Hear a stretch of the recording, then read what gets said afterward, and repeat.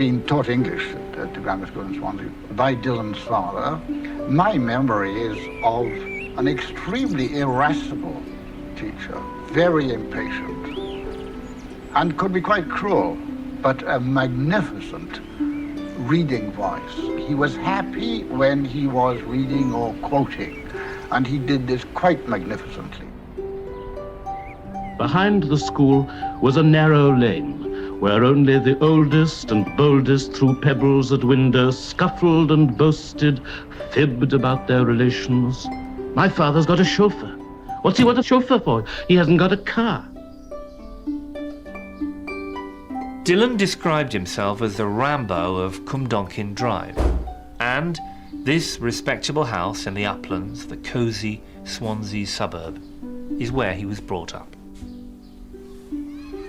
Oh, we started about 8, I should think. Really? 8 or 9, yeah. We started a poem. Oh, yeah.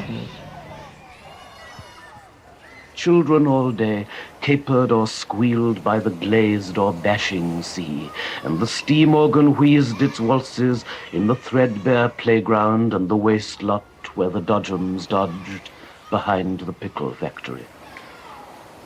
And, you know, he'd ask his sister sometimes, he'd say, what shall I write about now? And you know what sisters are, they're not very patient with their brothers. And she'd say, oh, write about the kitchen sink. He wrote a poem, most interesting little poem about the kitchen sink. In this room on the ground floor, his father, given to wearing a hat in the house to hide his baldness, retreated to his books. It was then in my father's brown study before homework that I began to know one kind of writing from another, one kind of badness, one kind of goodness.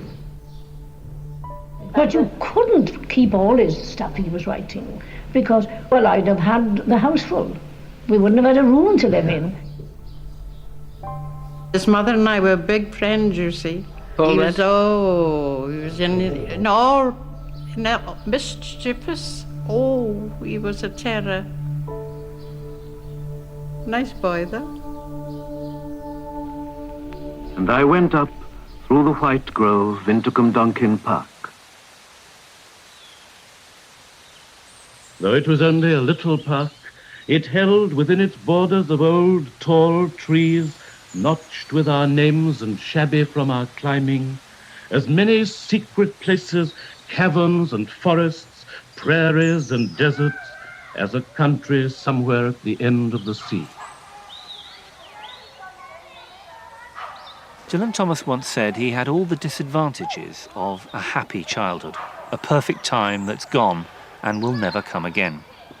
He was also blessed, or cursed, with perfect recall, the kind that seems to plague so many writers, which is perhaps why childhood, along with death, is one of his great subjects. His language, too, is like that of a child, a concern for words, for their sound as much as for their sense. The tragedy of Dylan Thomas the man is that he never managed to escape the charmed playground of his childhood. He never really grew up, and in one sense, never saw why he should. His triumph as a poet is that he never escaped seeing the heaven that lay about him in his infancy. Oh, as I was young and easy in the mercy of his means, time held me green and dying, though I sang in my chains like the sea. The child he was the child he became. There was a cost involved in that.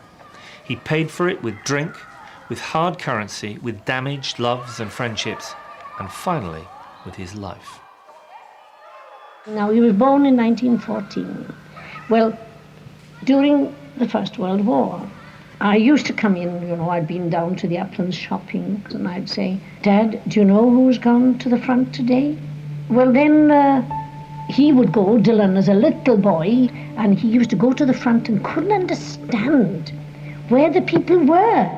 The only front I knew was the little lobby before our front door. I could not understand how so many people never returned from there. But later I grew to know more, though still without understanding, and carried a wooden rifle in the park and shot down the invisible, unknown enemy like a flock of wild birds. He was a very delicate little boy. As a young boy, he was extremely delicate. This bedroom was the best bedroom. Dylan was born in here. The mystery at the heart of the Dylan Thomas legend is simplicity itself. It's a complicated business to write as clearly as Thomas did at his best. Poems with the directness of vision of a young child. As well, see, when he was very small, I used to say to his daddy, "Oh, Daddy, don't read Shakespeare to a child only about 4 years of age. He doesn't understand this." And he used to say, "Well, he'll understand it. It'll be just the same as if I was reading an ordinary thing."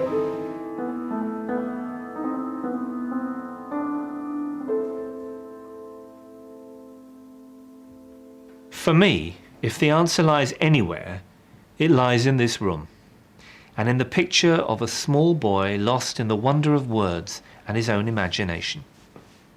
Dylan Thomas knew one big thing: poetry. It was the only place where he was completely honest. It was the only thing to which he was completely true. It was in his beginning, and, to use the biblical symmetry of so much of his language, it was in his end.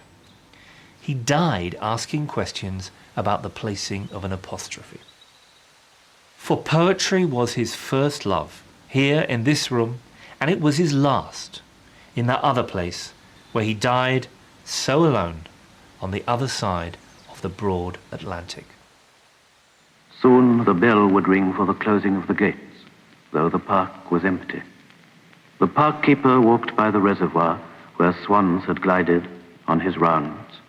I walked by his side and asked him my questions up the swathed drives, past buried beds and loaded, utterly still, furred and birdless trees towards the last gate.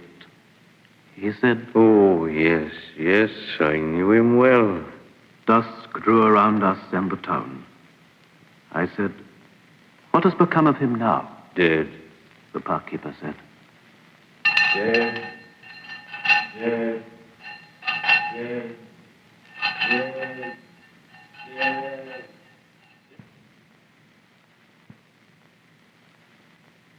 You had no trouble in entertaining him, because to give him plenty of notepaper and pencils, he'd go into his own little bedroom and he'd write and write and write and write and write and write and write.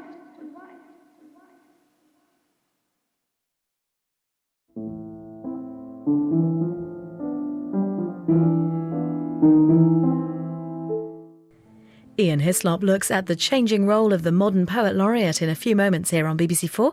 And you can go to the Poetry Season website to find out more on Dylan Thomas, as presenter Nigel Williams reflects on the poet as a rebel, his American success and the cultivation of the Thomas myth.